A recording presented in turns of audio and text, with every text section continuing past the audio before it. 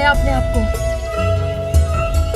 मैंने उसे प्रतीक्षा करने के लिए कहा तो भी नहीं रुकी। पार्वती का आसन सज्जित करने में लग गई। मुझसे हमेशा स्पर्धा करने में क्यों लगी रहती है वो? बहुत तीव्र सुगंध आ रही है। कुछ तो अवश्य है यहाँ।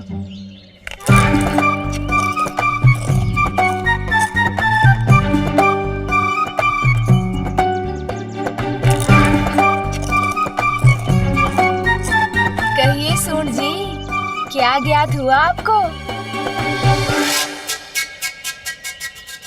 क्या वहाँ उस दिशा में, उस शिलाखंड के पीछे?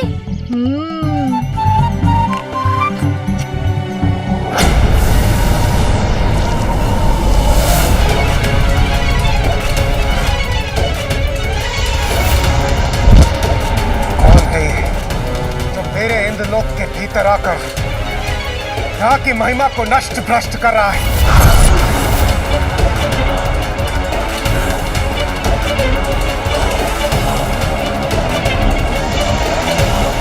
कौन है जो यहाँ के वातावरण को प्रदूषित कर रहा है?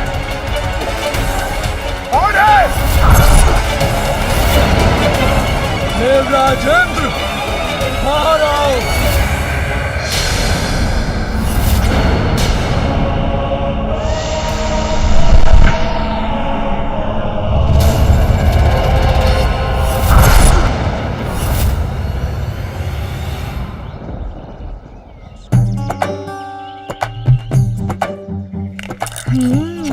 तो ये मधुर सुगंध फलों की है। इतने सारे स्वादिष्ट फल ये अकेले अकेले खा रहे हैं। कितना आनंद आ रहा है मुझे। तभी तो मैं इसे पाऊंगा। उत्ते पत्ता दीजिए भी। तब सादा हूंगा, तब मेला है।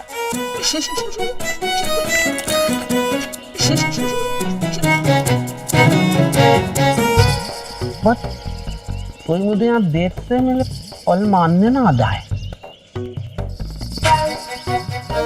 मेले मनता भला में ये तो है यहाँ।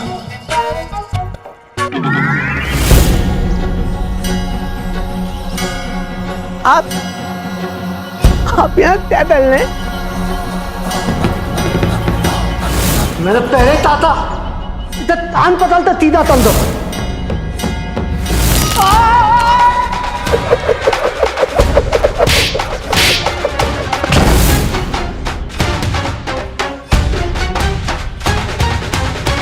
चलो दिल बदल दिया इनका। देखता है। क्या कहा आपने? सुनिए, मैंने ये दिल बदल दिया इनका। ये अच्छा है। ओह, अच्छा, अब समझा। ये कहा था आपने। चलो, सिर बदल गया इनका। ये अच्छा है। इतना बुद्धिमान है आप। इतनी जल्दी समझ गए।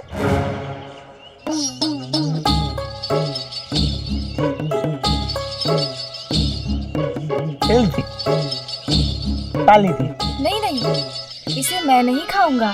इसे आप ही खा लीजिए और अन्य सभी मैं रख लेता हूँ मेरे उदर में।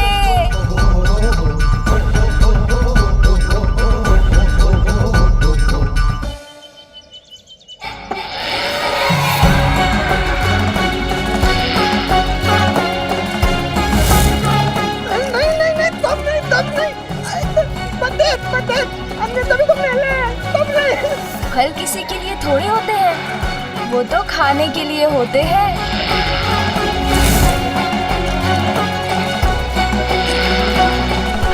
आनंद आ गया। लुत्ती, ये तो तोड़ दीजिए।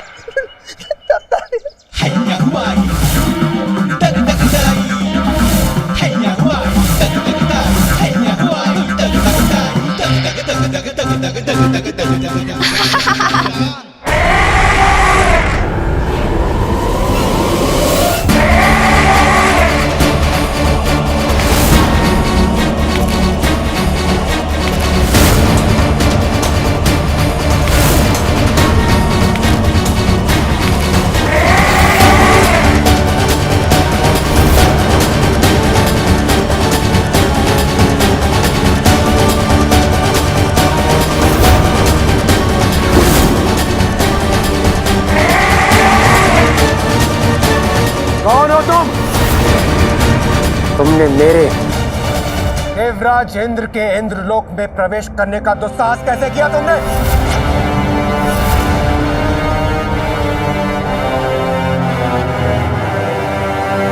अपना क्रोध मुझे मत दिखाओ इंद्र, मुझसे भयभीत हो। मैं तुमसे कुछ ज्ञात करने आया हूँ। जो प्रश्न पूछूं उसका उत्तर दो, अन्यथा तुम्हारे इस इंद्रलोक को नष्ट कर दूंगा मैं। शीघ्र बताओ, क्यों एकत्रित हुए थे तुम सभी देवता कैलाश पर, और वहां पर इतनी प्रसन्नता का वातावरण होने का कारण क्या था? दुष्ट असुर, तुम्हारी सबसे बड़ी भूल, तुमने यहाँ आकर मुझसे धृष्टता करने का दुस्साहस किया, और अब मुझसे मेरे इंद्रलोक में ही प्रश्न कर रहे हो। मैं तुम्हें तुम्हारे इस दुस्साहस का दंड दूंगा।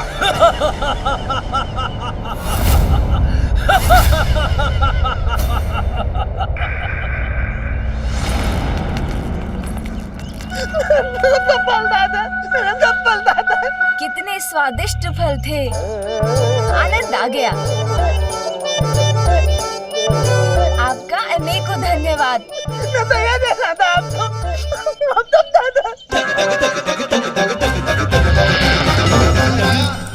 सब फल दादा, सब फल दादा। हमने एक देना था, हमने ताले। हाँ हाँ, खा लिए मैंने, क्योंकि आपने ही तो हाथ बढ़ाकर दिया था।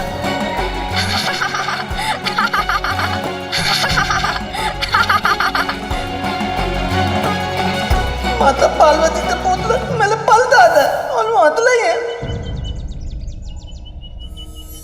पुत्र, तुमने तोतलागढ़ से उनके सभी फल लेकर क्यों खा लिए?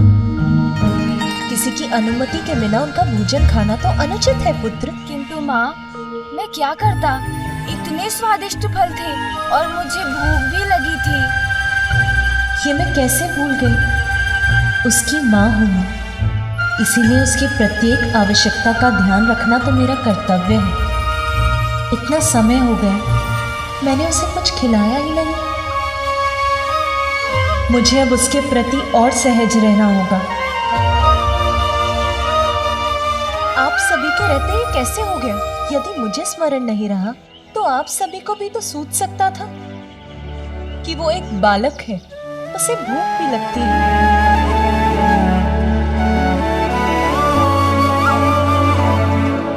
अब यहाँ खड़े मत रहिए, शीघ्र जाकर कुछ प्रबंध करिए। माता, लड्डू बन गए हैं, मैं अभी ले आता हूँ। नंदी, अभी बालक का अन्नप्राशन नहीं हुआ है, ये तो ज्ञात है ना आपको?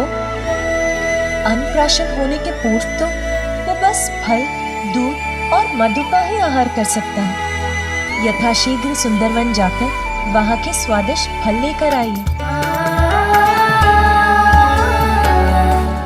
श्रृंगी, और आप विंध्याचल जाकर वहाँ प्राप्त होने वाला सबसे मीठा मधु लेकर आइए। और आप शीघ्र स्वर्ग जाकर वहाँ देवी कामधेनु से दुग्ध लेकर आइए।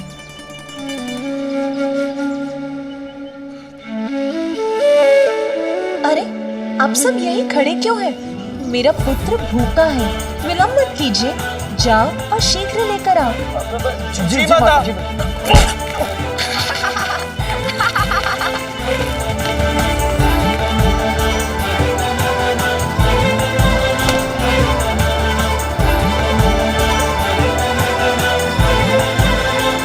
इतना अधिक कार्य करना है, बालक का कक्ष तैयार करना है, उत्सव के प्रबंध करने हैं, इतना सब कुछ है करने के लिए।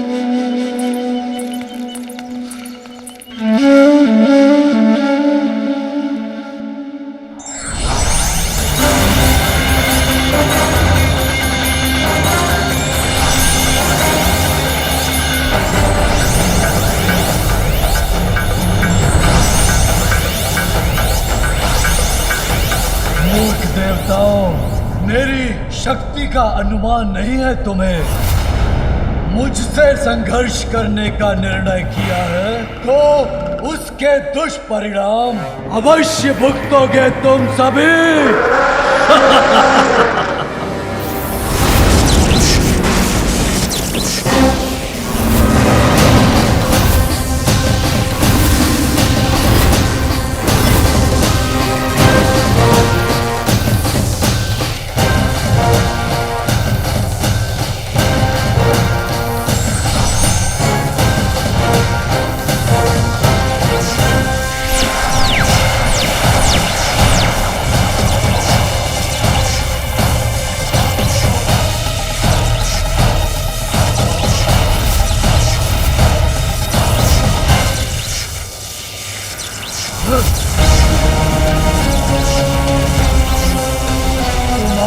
संयुक्त शक्ति भी मुझे कोई क्षति नहीं पहुंचा सकती।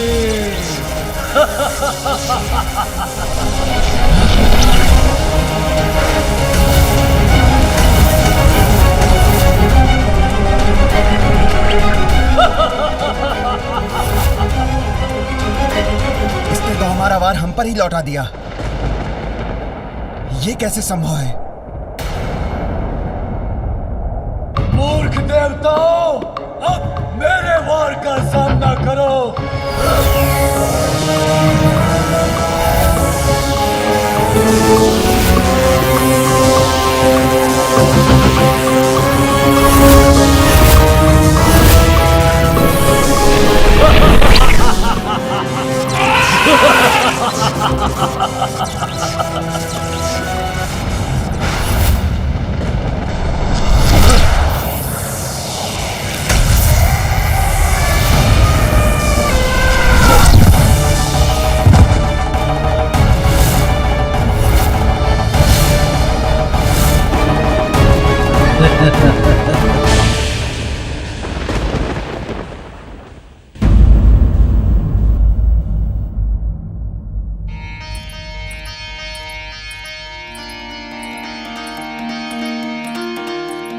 पार्वती के मन में उमड़ी ममता,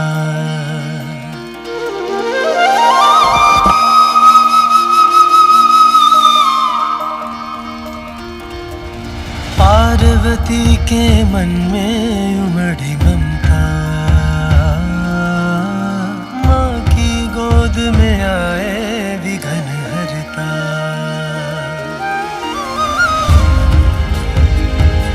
मेरे पुत्र को अपने जीवन के आरंभ में ही इतनी कठोरता का सामना करना पड़ा है, किंतु अब मैं उसका जीवन कोमलता से भर दूंगी, उसे कोई कष्ट नहीं होने दूंगी।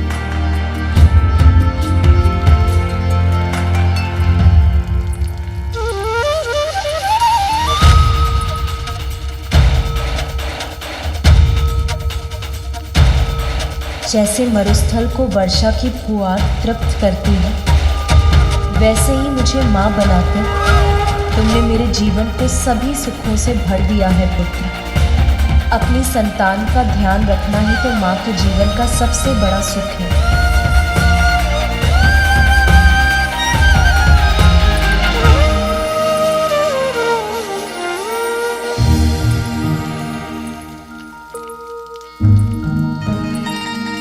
क्या हुआ है माँ को? मुझे देखकर मन ही मन कुछ सोचकर मुस्कुरा रही थी और अब बिना कुछ कहे कहीं जा रही है। देखता हूँ।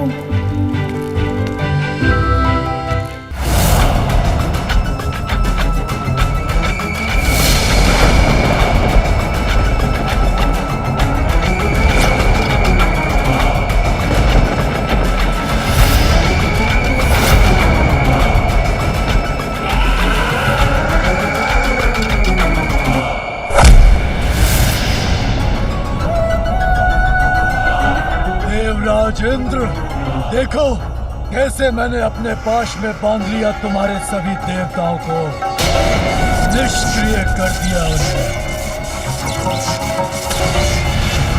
अब हम दोनों का सामना होगा एक दूसरे के साथ। दुर्भाग्यवश हमारे इस परस्पर युद्ध में पराजित तुम ही हो गए। दुष्ट असुर, सावधान!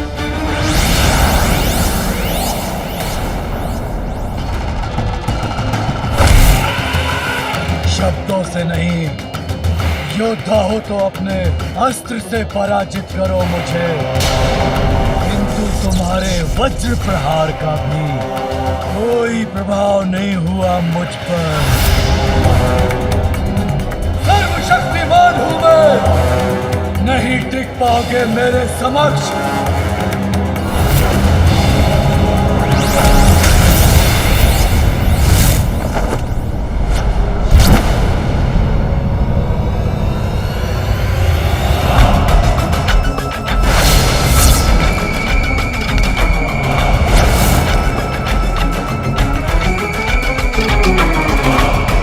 मेरा वज्र भी इस पर कोई प्रभाव नहीं डाल सका और इसने इतनी सहजता से मुझे गिरा दिया किंतु मैं इसे नहीं छोड़ूंगा।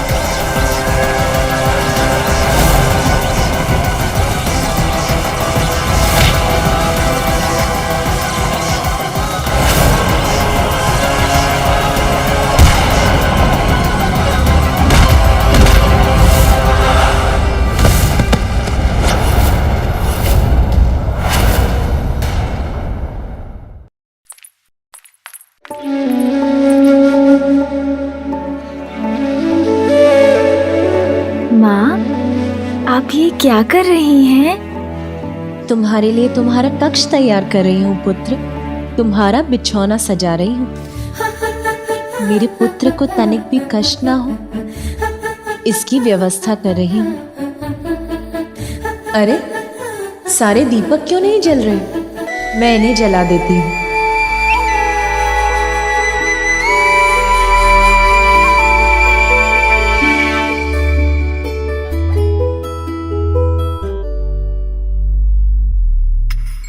पिताश्री, माँ माँ, कितनी लंबी और घनी जटाएं हैं पिताश्री की, किंतु उनके पीछे एक बहुत बड़ा कारण है। क्या वो ज्ञात है आपको माँ?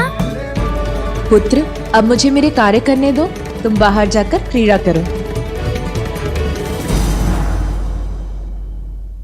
कहिए ना माँ, आपको ज्ञात है क्या? मैंने उचित समझा था, आपको कैसे ज्ञात होगा? मैं बताता हूँ। नंदी जी है ना, उन्होंने मुझे बताया था कि एक बार पिताश्री ने अपनी इन जटाओं में माँ गंगा को ही समाहित कर लिया था। ऐसे हैं मेरे पिताश्री।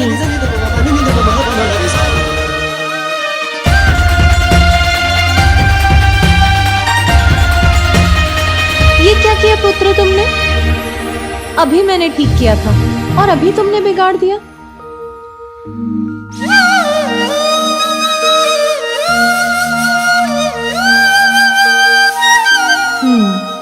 अब इसका कक्ष तो ठीक हो गया। अब रसोई देख लेती हूँ। किंतु रसोई में तो अभी अनेकों कार्य करने को शेष है। यदि ये इसी प्रकार मुझे तंग करता रहा तो एक भी कार्य पूर्ण नहीं होगा। किसे बुलाऊं इसका ध्यान रखने के लिए? महाबलशाली महायोद्धा असुर सम्राट हूं मैं। तुम्हारी शक्ति मुझे स्पर्श भी नहीं कर सकती, किंतु मैं एक ही क्षण में तुम्हारा भक्षण कर सकता हूँ। त्रिलोकों में कौन है ऐसा जो मुझसे तुम्हारी रक्षा कर सके?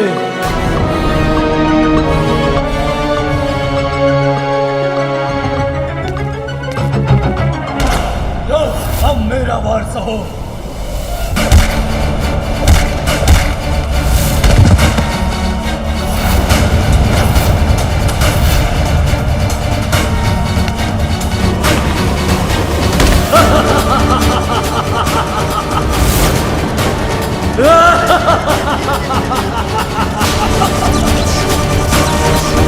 इंद्रदेव को मेरे समक्ष लाचार और विवश देखकर आनंद आ रहा है।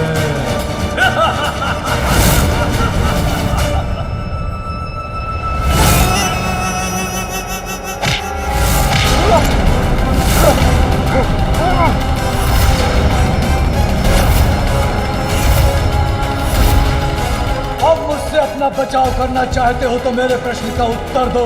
क्या कर रहे थे तुम सभी देवता कैलाश पर? बताओ, अन्यथा। ये दुष्ट क्यों जानना चाहता है कैलाश में क्या हो? मैं कदापि नहीं बताऊंगा इसे। बताओगे, अवश्य बताओगे इंद्र। तुम्हारे मन को वश में कर विवश कर दूंगा तुम्हें। नेत्रों में देखो देवराज, शीघ्र बोलोगे अब। वो बालक माता पार्वती और भोलेनाथ का पुत्र है।